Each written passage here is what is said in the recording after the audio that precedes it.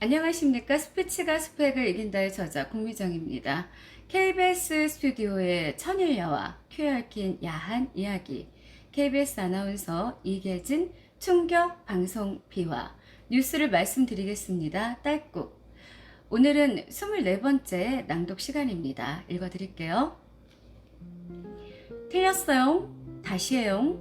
미안해요. 잔뜩 긴장해서 카메라를 바라보고 있는 병아리 아나운서 C씨는 생방송 대기 중이다. PD가 사전에 큐 사인을 약속했다. 현장에서 큐라는 사인을 말로 하면 자칫 그 소리가 방송에 나가므로 등 뒤에 숨어서 옆구리를 쿡 찌르면 큐로 알고 말을 시작하라는 것이었다. 병아리 아나운서는 정신이 없다.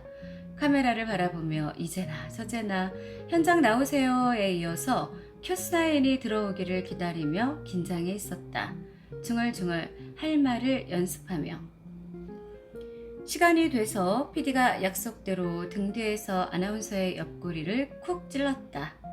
깜짝 놀란 아나운서는 자기 손가락을 냅다 뻗쳐들고 카메라를 향해서 큐! 소리를 질렀다. 호호호호.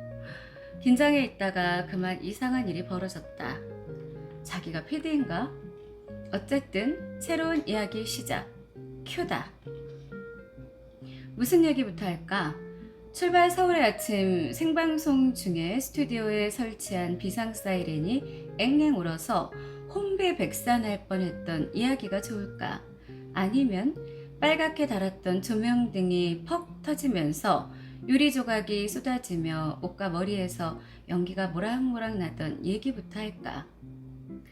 아니면 뉴스 담당 여자 아나운서가 TV 뉴스 시간이 다 됐는데 눈을 가늘게 뜨고 내게 다가와서는 한쪽 콘택트 렌즈를 잃어버렸다는 말에 일부 동료들은 렌즈 찾으러 화장실로 뛰고 또 다른 동료는 부랴부랴 머리 손질에 화장에 대타 준비를 하던 희한한 소동부터 얘기할까?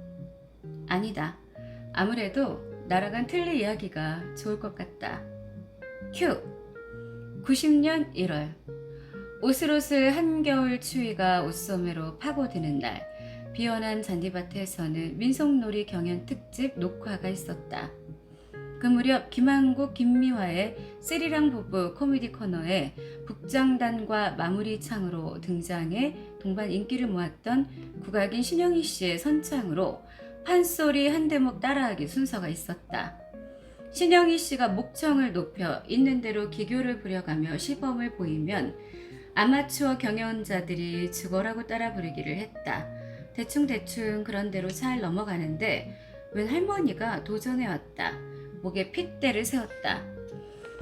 어쩌고 저쩌고 칵 하며 소리를 높이는데 그만 틀니가 빠져 허공으로 솟구쳤다.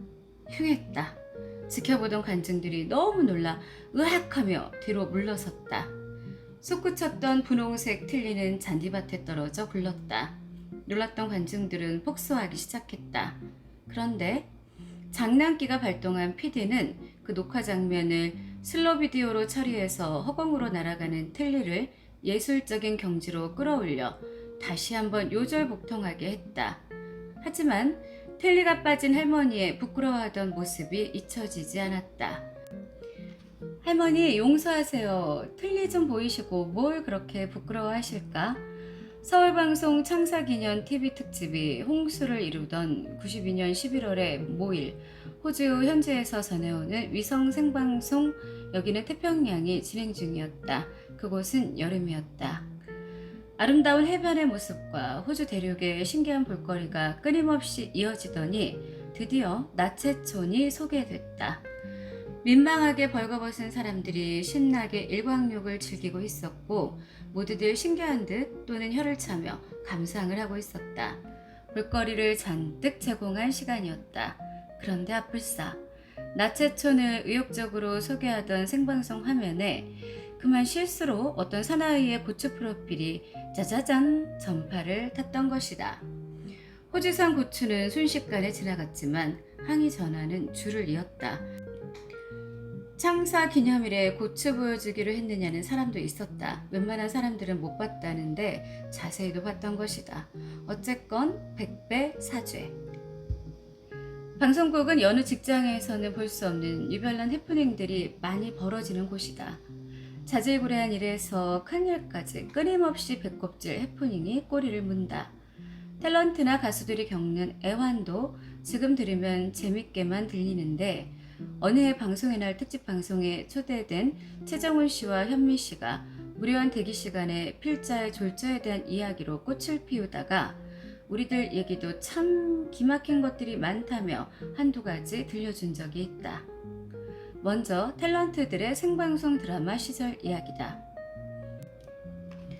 지금은 드라마를 완벽한 녹화 방송으로 준비하지만 최정훈 씨가 처음 활동하던 시절만 해도 드라마를 생방송으로 진행한 때가 있었다고 한다. 철저한 연습과 강한 긴장감으로 임하지만 드라마를 생방송으로 하자니 실수는 연발이었다. 탤런트들은 대사 외기가 가장 공포의 대상이었으니 자기 대사뿐만 아니라 상대의 것까지 쭉 꿰야 하기 때문에 더했다고 한다. 어느 날 생방송 연속극이 진행되고 있었는데 잘 나가던 대사가 삐끗하며 탤런트 한 사람이 대사를 까맣게 잊어버렸다. 안간힘을 쓰며 이런저런 애드립으로 대사를 창작하다가 도저히 원래의 대사가 생각나지 않자 그냥 슬금슬금 퇴장해버리기 시작했다. 그런데 탤런트가 대본과 다르게 퇴장을 시작하자 카메라맨은 자기가 모르는 새 수정된 대본에 따라 연기를 하는 것으로 알고 도망가는 탤런트를 따라 계속 카메라를 들이댔다. 그렇게 되니까 탤런트는 또 카메라를 어떻게든 피해보려고 대사를 잊어서 할 말이 없으니까 계속 들어왔다가 도망 나갔다가 숨바꼭질을 해댔다고 한다. 아이고, 땀이 날 지경이다. 또 장면이 바뀔 때마다 옷을 바꿔 입어야 할 때는 옷 갈아입을 틈이 없기 때문에 역순으로 옷을 잔뜩 껴입고 장면이 바뀔 때마다 뱀 허물 벗듯 하나씩 벗어 던지며 연기를 했다나? 그래서 자세히 보면 드라마 시작 때는 뚱뚱이었던 인물이 끝날 때가 되면 홀쭉이가 되기 일쑤라고 했다. 어떤 때는 대사를 서로 잊어버리고 뒤죽박죽이 돼서 서로 임기응변으로 대사를 때려 맞추는데 드라마가 끝나고 나면 오히려 그게 좋았다는 평이 나와 가가대소했다고 한다. 다음, 가수들의 얘기다. 쇼 프로그램은 요즘도 자랑삼아 생방송을 많이 하기 때문에 그런 문제로 달라진 것은 없겠다. 다만 특수효과와 각종 장비의 부실 때문에 각별한 고생을 했다고 한다. 지금은 현란한 조명과 네온사인, 꽃가루포, 비눗방울, 에어샷, 연쇄 점화식 화약, 질소 가스 분사 등 온갖 기술이 동원될 수 있지만 가수 현미 씨가 막 인기 정상을 달릴 때는 사정이 어려웠다고 한다. 어느 날 생방송 쇼 무대에서 밤 한개를 열창하고 있었다. 무대 가득 안개 낀 분위기를 내려고 숯불 연기를 피워놓고 노래를 하는데 미리 피워놓은 숯불 연기가 스튜디오에 가득 차기 시작하여 모두가 재채기를 하고 눈물이 질질 흐르고 기침을 해대서 쇼는 엉망이 돼버렸다고 한다. 밤한개가 콜록콜록. 또 어느 날은 점잖게 초대석에 앉다가 의자가 우지직 바자작 부서져서 엉거주춤, 마치 의자에 앉은 자세인 듯 양변기에 앉은 자세로 계속 방송에 임했다고도 한다. 뉴스를 준비해 막 방송을 하려던 참에 뉴스 탁자에 있어야 할 의자가 없는 것을 발견한 아나운서도 의자를 달라고 할 여유가 없어서 그냥 의자가 있는 것처럼 엉거주춤 앉아서 뉴스를 했던 적이 있다. 땀이 솟아나고 허벅지에 쥐가 나도록. 한때 가수들은 외국 노래를 순전히 원어로만 부르지 못하게 하는 엄한 조치가 내려져 고생을 한 적이 있다. 물론 우리의 정신을 외국 것에 빼앗기지 않으려는 의미 있는 조치였다. 그래서 가수들이 외국 곡을 부를 때는 반드시 반은 번역된 가사로 불러야 했다. 갑작스러운 조치에 대처하기 위해서 가수들은 번역된 가사를 웰 틈이 없으면 가사를 적어놓은 종이를 걸어놓고 컨닝을 하곤 했다고 한다. 그러다가 펄렁하고 종이가 날아가 버리면 한 줄기 눈물이 흐르고 창가에 기대 서서 밤하늘을 바라보며 그대를 부르며 어쩌고 하면서 즉흥 시인이 되어버리는데 영 문장이 안 되고 급하면 을 계속하며 마구마구 노래를 해버렸다고 한다. 갈갈갈갈. 생방송이 전부이던 시절의 이야기다. 녹화의 경우는 한바탕 웃어버리고 몇 번이고 다시 하면 되겠지만 생방송 중에는 정말 어쩔 수가 없다. 그저 진땀만 졸졸 흘릴 뿐이다. 그러나 어느 날의 아침 방송에서는 서로 너무나 헛갈려서 갈피를 잡을 수 없었다. 아무리 정신을 차리고 바로 잡으려고 해도 무엇이 바른지 알 수가 없었다. 홍콩 영화 열풍 너무하다를 주제로 한 현장 취재 보도를 하는데 리포터 K씨는 홍콩 영화를 꼬집으며 때리고 부수고 찌르고 쏘고 죽이고 황당하게 날뛰는 장면의 연속인 단순 오락 영화를 위해서 100만에서 200만 달러의 엄청난 외화를 낭비해야 되겠느냐고 비판했다. 그러더니 좋은 우리 영화가 얼마나 많습니까? 예를 들면 우리들의 일그러진 영웅, 또 바라바라 아제바라 라든지 또 나는 바라바라 아제바라에서 헛갈리기 시작했다. 네? 뭐라고요? 바라바라 아제바라요? 이번에는 K씨가 헛갈리기 시작했다. 네, 바라바라 아제바라? 아닙니다. 아제아제 바라바라? 아닙니다. 아제바라 아제바라? 아니, 이거 어떤 게 맞습니까? 허허허허. 한 사람이 틀려 돌아가니까 모두 정답을 모르고 헛갈렸다. 한바탕 웃고 나서 방송을 마무리할 때쯤에야 조연출이 쪽지에 써서 보여준 아제아제 파라아제를 똑바로 확인했다. 웃었지만 진땀이 났다. 다음날 감청 보고서에는 엉뚱하게도 이계진 아나운서가 아제아제 바라아제를 바라바라 아제바라라고 잘못해서 소동을 빚었다가 나중에 고쳤다고 지적했다.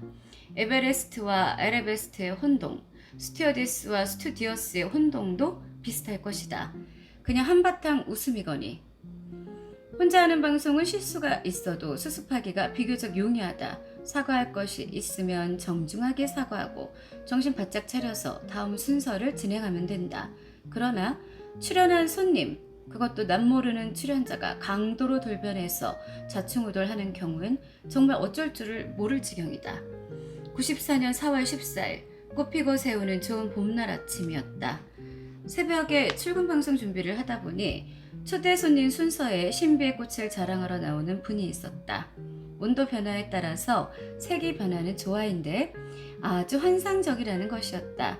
내외가 함께 출연하게 돼 있는데 일생을 거의 꽃연구와 꽃문화 발전을 위해 바친 분들이라고 해서 큰 기대를 가졌다. 얼마나 향기로운 분들일까.